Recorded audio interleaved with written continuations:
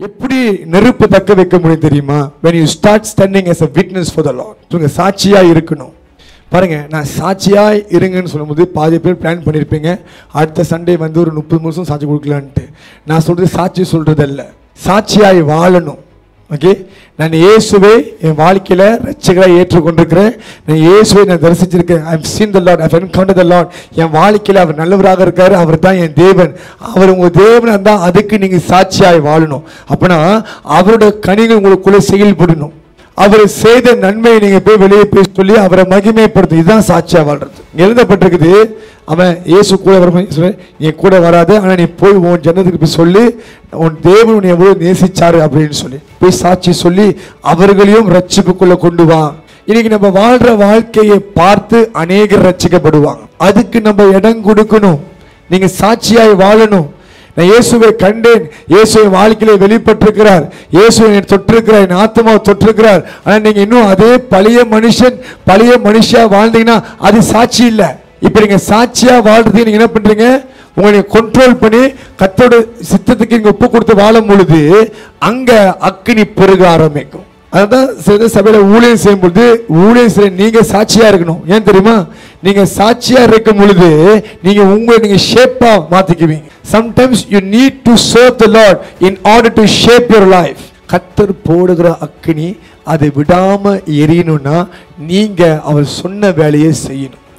Okay, இப்போ நான் வந்து ஜெபிச்சுட்டு வந்திருக்கிறேன். ஓகே, எனக்கு கர்த்தர் எண்ணெயை கொடுத்துருக்காரு, இதான் உண்மை. ஓகே, எண்ணெயை கொடுத்துருக்காரு. அந்த எண்ணெயை நான் எடுத்து உங்கள் மேலே ஊற்றாமல் உங்களுக்கு ஜெபிக்காம போனால் அந்த எண்ணெய் அப்படியே கொஞ்சம் கொஞ்சமாக மறைஞ்சு போயிடும். நான் திருப்பி ப்ரே பண்ணி திருப்பி அந்த எண்ணெயை எடுத்துகிட்டு வரணும். ஓகே, அதே மாதிரி இன்னும் என்னன்னா, நான் அவர் கொடுத்த எண்ணெயை உங்களுக்கு நான் கொடுக்கலன்னா புது எண்ணெய் எனக்கு வராது, புது எண்ணெய் வராது. அப்போ நான் எண்ணெயை யூஸ் பண்ணும். நீ கர்த்தர் உங்களுக்கு கொடுத்த எல்லா வரங்களும் அபிஷேகத்தையும் நீங்கள் யூஸ் பண்ணணும். நீங்கள் யூஸ் பண்ணதான் புது அபிஷேகத்தை பெற்றுக்கொள்ள முடியும், புது வரங்களை பெற்றுக்கொள்ள முடியும். நீங்கள் என்ன பண்ணுறீங்கன்னா 10-15 வருஷத்துக்கு முன்னே பெற்ற எண்ணெயை இன்னும் வச்சிருக்கிறீங்க. பழைய எண்ணெய் சொல்லுங்க, பழைய எண்ணெய். பெட்ரோல் ஸ்டேஷன் போனால் கூட வச்சிருப்பான் பழைய எண்ணெய் ஒன்று சீப்புன்னு சொல்லி. அவனே சொல்லுவான் இதை ஊற்றுனா காடி பிக்கப் இருக்காதுன்ட்டு. இப்போ நீங்களும் பிக்கப் இல்லாமல் தான் போயிட்டு இருக்கிறீங்க. சொல்றது உங்களுக்கு புரியுங்க? அந்த வேகம் இல்லை, அந்த ஸ்பீடு இல்லை, அந்த நெருப்பு இல்லை. ஏன்னா பழைய எண்ணெய் சொல்லுங்க, பழைய எண்ணெய். வீட்டில் பழைய எண்ணெய் வச்சு சமைச்சவங்களுக்கு எப்படி இருக்கும்? பிடிக்குமா? இல்லை, பாதி பேர் வீட்டில் தான் பண்ணுறீங்க எனக்கு தெரியுது. ஆனால் கடன்காரனுக்கு சண்டை போடுறீங்க, ஓ பழைய எண்ணெய் நீ பாய்க்கிறியா அப்படின்றீங்க. இவங்க வந்து ஒரு எண்ணெய் ஒரு வாரத்துக்கு பாய்ப்பாங்களா வீட்டில்? ஆனால் கடையில் போய்ட்டு ஒரு 3 நாள் ஃபஸ்ட்டாக இது பழைய எண்ணெய் இல்லை மாட்டி விடுறவனே. பழைய எண்ணெய் குவாலிட்டி இல்லை, என்ன இல்லை? அதுதான் பழைய அபிஷேகத்துக்கு. சரி, இதை நான் சொல்லும் போதே உங்களுக்கு ஒரு சேலஞ்ச். ஐயோ, அப்புறம் நான் ஜெபிச்ச முன்னாள் ஆச்சே, எனக்கு பழைய விஷயம் தான் இருக்குதா ஃபீல் பண்ணணும். உங்களுக்கு இந்த டெக்னிக் புரிய மாட்டேது. ஓகே, கர்த்தரோட அக்கினி அனலா பற்றி எறியணும், அது பெருகணும்னா நீங்க இருக்கிற எண்ணெயை முடிச்சு ஆகணும். எப்படி முடிக்கணும்? அவருக்கு சாட்சியாய் வாழ்ந்து அது முடிக்கணும். அங்கே எழுதப்பட்டிருக்கு, பெந்தெகோஸ்து நாளில் ஆவியானவர் இறங்கினார். ஓகே, அவங்க சாட்சியாய் மாறினார்கள். அந்த எண்ணெயை முடிக்கிறாங்க, திருப்பி இன்னொரு எண்ணெய் ஜெனரேட் ஆகுது. நம்ம பார்க்குறோம் ஏரியாவின் காலத்தில் மாவு எண்ணெயும் முடியவே இல்லை, எடுக்க எடுக்க வந்துக்கிட்டே இருந்துச்சு. அதுதான் அனாயிண்டிங். இதை நீங்கள் தெளிவாக புரிஞ்சுங்க காரியத்தை.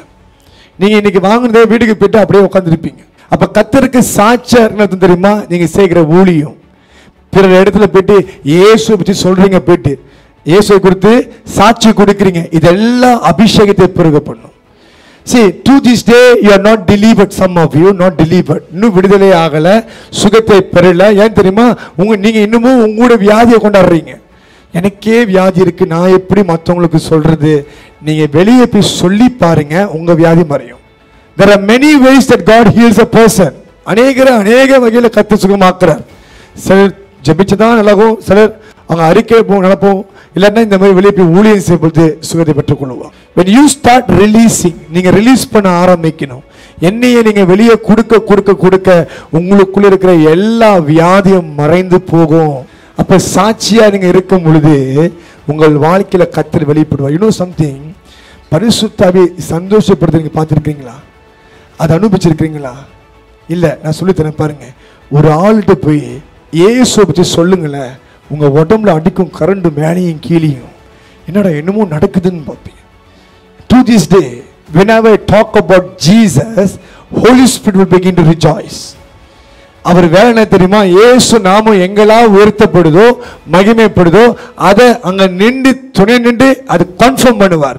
அதனால தான் நீங்க இயேசு பற்றி பேசும்போது சில கண்களில் தண்ணி ஊற்ற ஆரம்பிக்கும், சில கண்களில் தண்ணி வரும், இறுதியெல்லாம் அசைக்கப்படும், அவங்க உடம்புல போய் கரண்ட் முறை அடிக்கும். ஏன் தெரியுமா? ஆவியானவர் அங்க மகிழ்ச்சி அடைகிறார். See, start doing this. இதை செய்ய செய்ய நீங்க ஆவியில வளருவீங்க. நீங்க வேலை செய்யற இடத்துல நிறைய அன்பிலிவர்ஸ் இருக்கிறாங்க. நீங்க சாதாரணமா இயேசு உங்களை சுகமா ஆக்குவாரு சிஸ்டர் சொல்லி பாருங்களேன், வியாதி மாறியும். இங்க நம்ம கதறுவோம், ஆண்டவரே சுகமாக்குங்கட்டு. அங்க ரொம்ப சிம்பிளா இயேசு உங்களை சுகமாக்க நினைக்கிறோம். ஏன் தெரியுமா சரியாக மாட்டேது நம்மளுக்கு சில காரியங்கள்லாம்? நம்ம அனுப்பப்பட்ட காரியத்தை சரியா செய்யல. எதுக்கு நம்ம அனுப்பப்பட்டிருக்கோமோ அது இன்னமும் செய்யல. 20 வருஷத்துக்கு முன்னே 30 வருஷத்துக்கு முன்னே உங்களுக்கு ஒரு ப்ராஃபஸி கொடுத்தாங்க, அது இன்னமும் சொல்லிட்டு இருக்கீங்க, நீங்க செய்யவே கிடையாது. You never walk toward your promises. You are still stuck in Egypt. ஆண்டவர் நீங்க கானானுக்கு போகணுன்றாரு. இங்க கானான் நடக்க ஆரம்பிக்கிறாங்க. நீங்க எங்க இருக்கிறீங்க? இனி எகிப்திலே இருக்கிறீங்க. பார்வோனே கத்திரிக்காய் வெள்ளரிக்காய், பார்வோனே கத்திரிக்காய் வெள்ளரிக்காய், அங்க கடிஞ்சு இங்க கடிக்கல, என்ன அண்ணனுக்கு மண்ணா தான் குடிக்கிறீங்க. இதை யோசிச்சு அங்க எகிப்திலே குடியிருக்கிறீங்க. நீங்க கானானுக்கு போகல. நீங்க காலை வச்சு தான் பாருங்க. You will see a great breakthrough in your life. பெரிய ஒரு மாற்றத்தை பார்ப்பீங்க. பக்கத்தில் இத்தனை வருஷம் வேஸ்ட் ஆகிட்டீங்க போதும்னு சொல்லுங்க, ரொம்ப வேஸ்ட் ஆகிட்டீங்க போதும், நீங்க இப்ப எலும்பி ஆகணும்னு சொல்லுங்க. நீங்க எலும்பி ஆகணும்.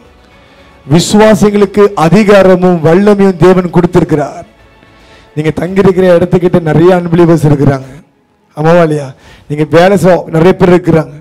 Start talking to them about Jesus. நம்ம வார்த்தையானவரை ஆராதிக்கிறோம். அந்த வார்த்தையானவரை குறித்து நம்ம பேசாவிட்டால் நம்ம வாழ்க்கையில் வார்த்தையானவருடைய கிரியைகள் வெளிப்படாது. Hallelujah. We need to speak about Jesus. இப்படிதான் சாட்சியா இருக்க முடியும்.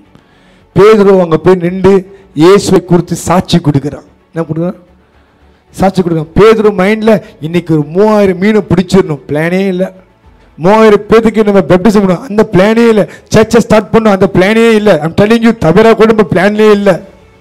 கர்த்தருக்கு ஏதாவது செய்யணும், கர்த்தரை பற்றி சொல்லியே ஆகணும். இதுதான் பேதுரு கணக்கு தான் இருந்துச்சு. இயேசுவை குறித்து சொல்லியே ஆகணும். வைராக்கியமா பேசிட்டு இருக்கிறான். 3000 பேர் நிற்கிறாங்க முன்னுக்கு வந்து, 3000 people. நாங்கள் தப்பு பண்ணுறோம், என்ன பண்றதுன்னு கேட்குறாங்க. இது யார் செய்த காரியம் தெரியுமா? ஆவியானவர் செய்த காரியம். இங்கிருந்து நிறைய ஊழியர்களை கத்து எழுப்ப போகிறேன். நீ நினைச்சீங்க கல்யாணம் கட்டிட்டோம், என் வாழ்க்கை இப்படிதான் போகுது. இல்லை, இதுக்காக கத்து தந்து கூடாது. Your life partner is a partner for you in the ministry. உங்க வேலை இன்னும் முடியல, செய்ய வேண்டிய நிறைய காரியம் இருக்குது. தேவன் எனக்கு விசேஷமான அக்கினியை போட போகிறார். ஹல்லேலூயா.